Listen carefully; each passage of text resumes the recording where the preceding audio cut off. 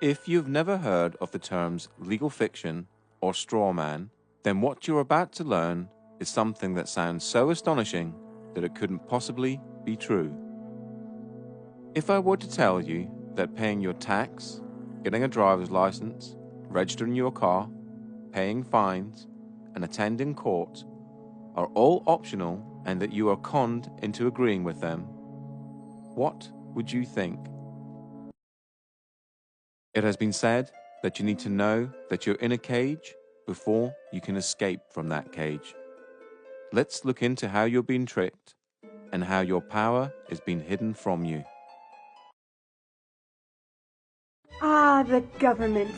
It loves you and wants to keep you safe and well. It even wants to make paying taxes, fines, and court costs easier for you. How? Well, you'll need to meet your straw man. Your straw man is a fictitious legal entity created at your birth through your birth certificate and the registration of that birth. Here is a definition of straw man. A front, a third party who is put up in name only to take part in a transaction. Nominal party to a transaction. Black's Law Dictionary, 6th edition. The term is also used in commercial and property contexts when a transfer is made to a party. The straw man, simply for the purpose of retransferring to the transferor in order to accomplish some purpose not otherwise permitted. Barron's, 3rd edition. The straw man is an artificial person. The straw man was created by law shortly after you were born via the registration of the application for your birth certificate. The name for the straw man is your name in all capital letters. You will notice that the inscription on the birth certificate in your name is in all capital letters. The English language has precise rules of grammar that make no provision for writing proper nouns in all capital letters. So your name spelled with all capital letters is a fictitious name. Whenever a human being is born, there's two entities. One is the real entity, which is the human being, the flesh and blood, and the other is a legal fiction, a fictional entity that is nothing more than a piece of paper, the birth certificate. Again, we're duped into believing that these are one in the same, and so we're tricked into representing the legal fiction, the straw man, that birth certificate.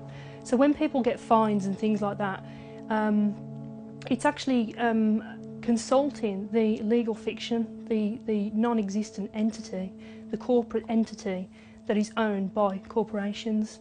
You have any interactions with the bureaucracy, okay? They're not interacting with you, they're actually interacting with your legal fiction, because they can't deal with a flesh and blood human. Yeah, they have to deal with another corporation. When you start to break down the words that we use and you start to look at the roots of all these words and you actually look at where these words, what these words actually really mean, you start to get an idea of what's going on.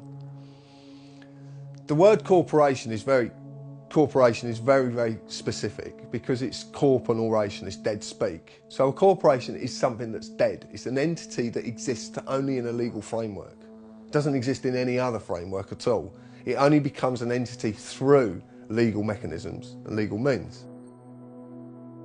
In essence, when you were born and far too young to understand, a company with your name was created through your birth certificate.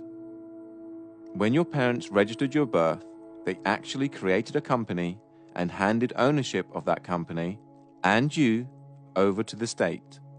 It is important to remember that your parents were tricked and had no idea this was happening.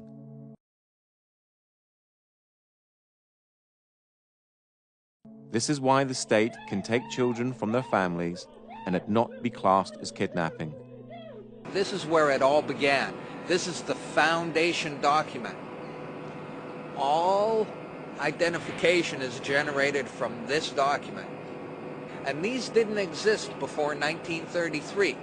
These only came into being in 1933 when they hatched this plan. They created a corporate fiction with a name just like yours. In doing this, they registered and monetized the spirit and soul of a living being. My name is spelt in all capitals here.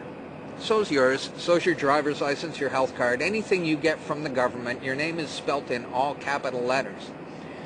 And when you use any government identification, you are identifying yourself as a corporation, and you are existing within the jurisdiction of corporate law. And just because you didn't know what you're doing, that's no excuse. It doesn't exonerate you from liability. There was a bankruptcy in 1933, and the central bankers came in and said, we have a mechanism whereby you can continue to conduct commerce even though you're bankrupt and there's no money. Pledge your citizens as collateral. That happened in 1933, the bankruptcy.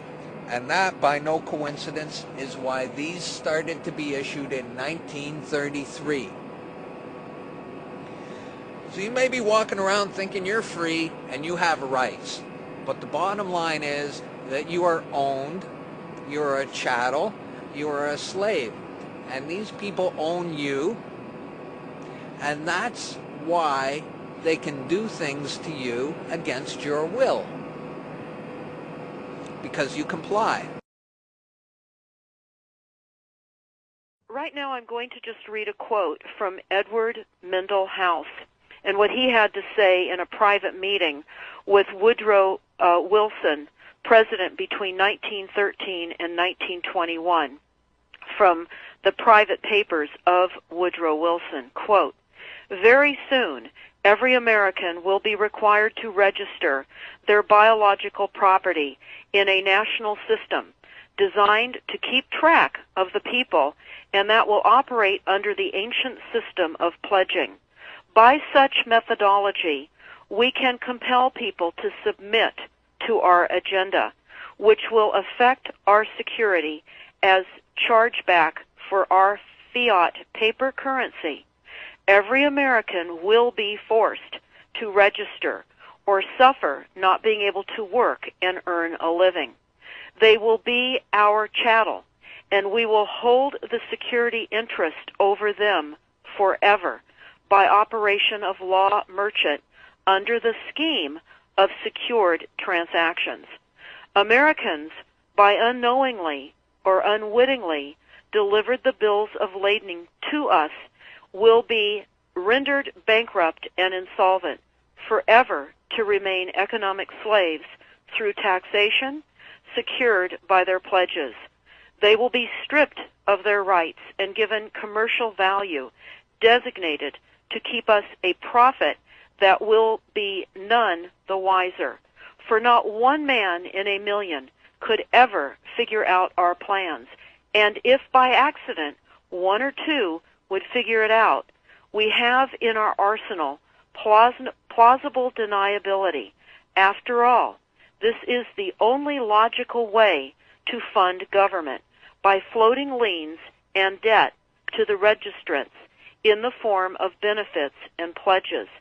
This will inevitably reap us huge profits beyond our wildest of expectations and leave every American a contributor to this fraud, which we will call social insurance.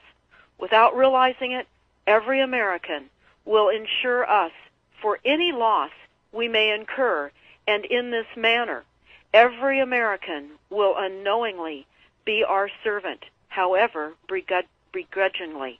The people will become helpless without any hope for their redemption, and we will employ the high office of the President as our dummy corporation to foment this plot against America.